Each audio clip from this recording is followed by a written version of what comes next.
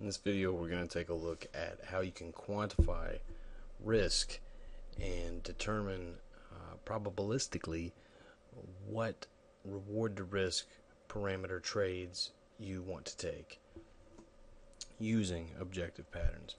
This is an ABCD which plotted on the 19th of July 2012, completed a pivot just before 10 o'clock in this pair.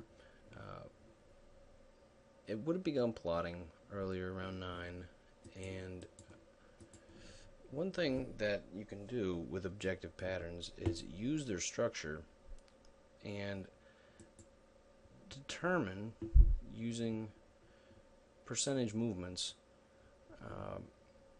likely targets.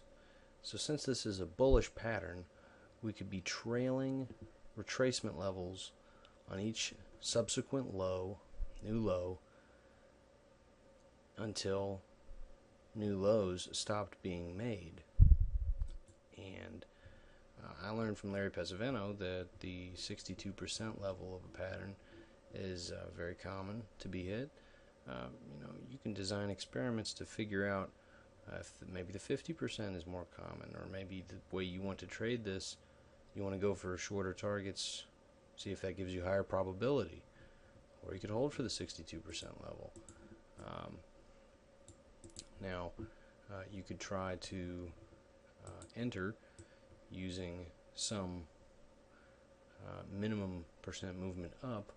I have the blue 20% level right here for that purpose, and what we find is you trail down the 0% level that I keep grabbing to each new subsequent low, and you wouldn't buy until the market moves back up and hits this 20% level, which doesn't happen until this bar. And so what you could do is go long at that point on a buy stop, and then your stop loss could be OSO and could go a few points below the D point of the ABCD pattern.